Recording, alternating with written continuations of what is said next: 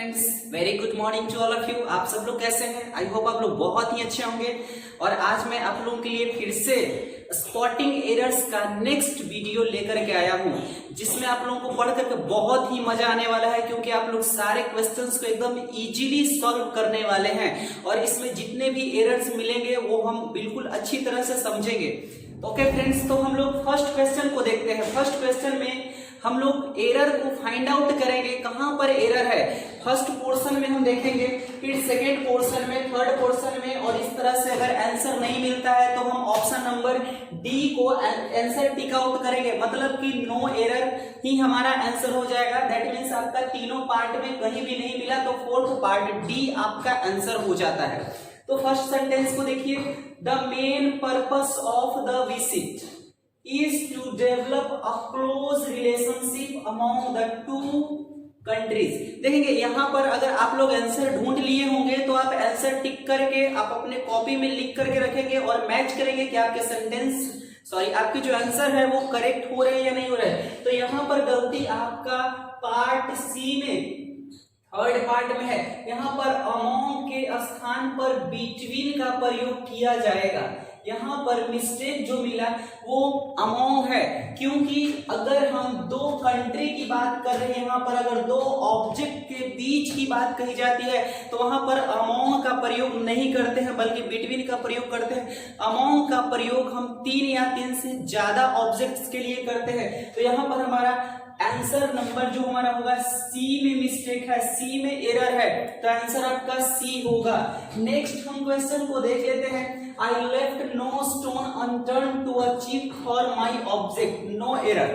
अगर हम इन तीनों पार्ट में कहीं नहीं मिल पाता है आंसर तो हम डी में जाकर के टिक आउट करेंगे, राइट। तो देख लेते हैं हम लोग, I left no stone unturned to achieve for my object. देखिए फ्रेंड्स, यहाँ पर आपको सी नंबर में फिर से गलती मिलती है। ये जो फॉर है यहाँ पर, इसका मतलब क्या होता है? फर्स्ट ऑफ ऑल इसका हिंदी समझेंगे। I left no stone unturned, मतलब कि मैंने कोई कसर नहीं छोड़ा। टू अचीव माई ऑब्जेक्ट, मतलब कि जो मेरा ऑब्जेक्ट है उसको प्राप्त करने के लिए, उसको पाने के लिए मैंने कोई कसर नहीं छोड़ा। और यहाँ पर जो फॉर का यूज किया गया है वो अननेसेसरी यूज है।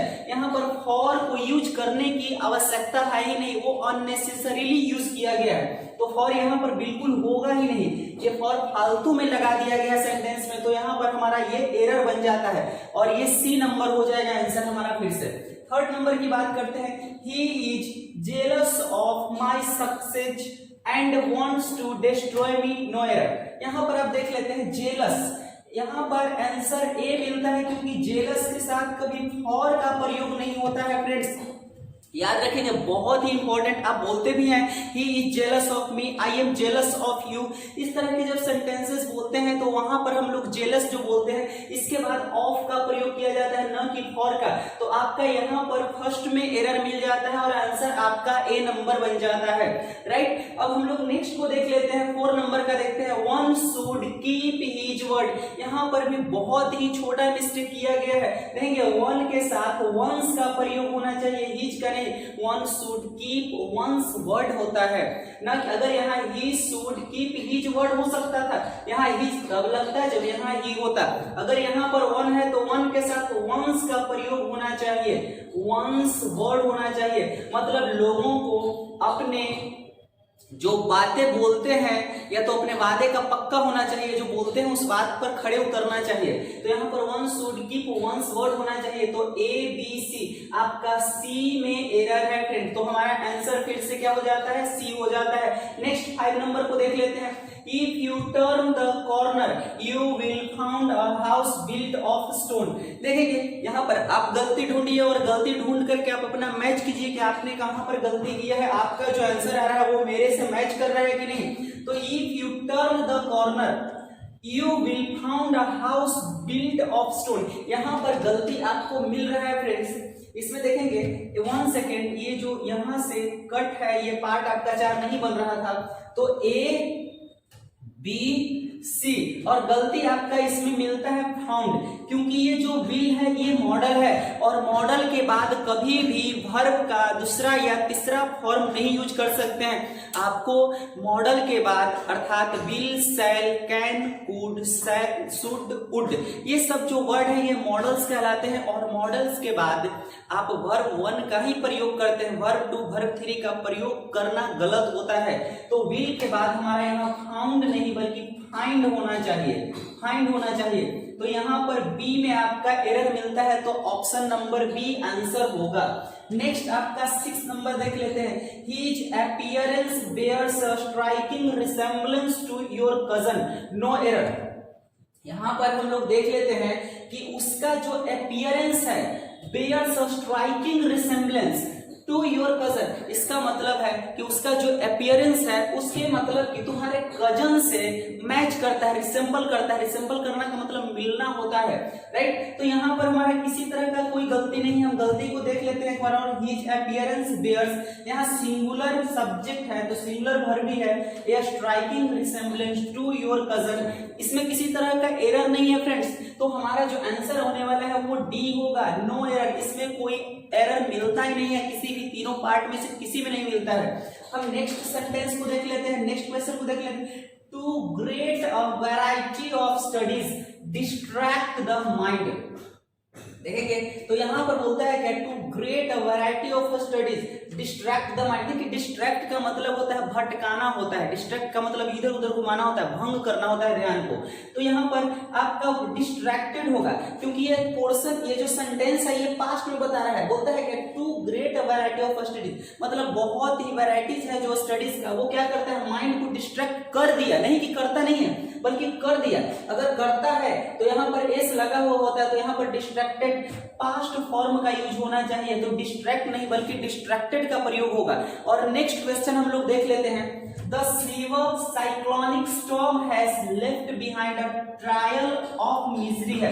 देखिए मिजरी का मतलब दुख होता है, मिजरी का मतलब दुख होता है। तो बहुत ही भयंकर जो साइक्लोनिक स्टॉर्म आया था, हैज लेफ्ट बिहाइंड, वो छोड़ चुका है पीछे, मतलब हम लोगों को दे करके चला गया, छोड़ दिया है। अ ट्रायल ऑफ मिजरी मतलब दुख का छाप छोड़ करके चला गया है। और छाप का यहाँ ट्रायल नहीं ट्रेल होता है, क्योंकि ट्रेल का मतलब होता है चिन्ह या छाप, चिन्ह या छाप या पहचान होता है, पहचान होता है या निशानी होता है। तो यहाँ पर ट्रेल के जगह पर ट्रायल लिखा गया है। तो हमारा फिर से फाइंड आउट कर लिए हैं हम लोग मिस्टेक को, और वो है हमारा सी नंबर, तो इसका भी आंसर सी में होता है। और यहाँ पर इसमें डिस्ट्रैक्टेड, इसमें भी सी आंसर आपका मिल जाता है, मतलब कि 7 और 8 नंबर का सी हमारा आंसर होगा। इसमें ट्रायल के जगह ट्रेल होना चाहिए और डिस्ट्रैक्ट के जगह पर डिस्ट्रैक्टेड होना चाहिए। तो फ्रेंड्स मैं उम्मीद करता हूं कि आप लोगों को ये 8 क्वेश्चंस के जो एरर हैं वो इजीली समझ में आ गया होगा और आप लोग इसको